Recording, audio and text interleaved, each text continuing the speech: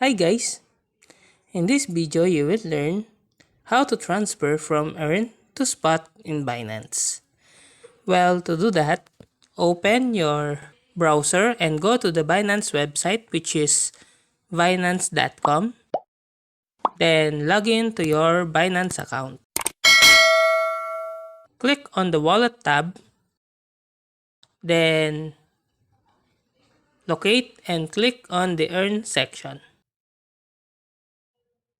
If you are using Binance app on your mobile device, you can also do this by logging in, go to wallet section and locate the earn wallet and select it.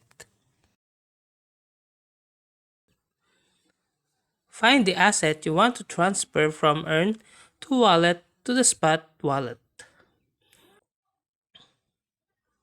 As you can see on my account, I don't have any amount on earn to transfer to spot on Binance.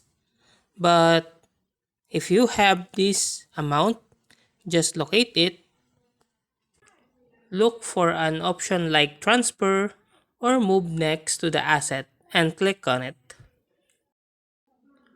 Choose the spot wallet as the destination for the transfer.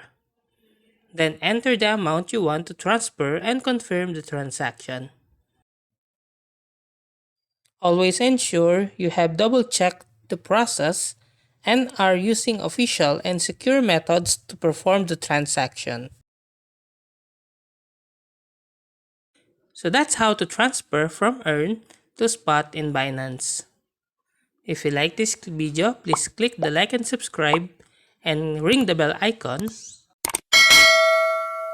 to notify you to our next video. Thank you for watching.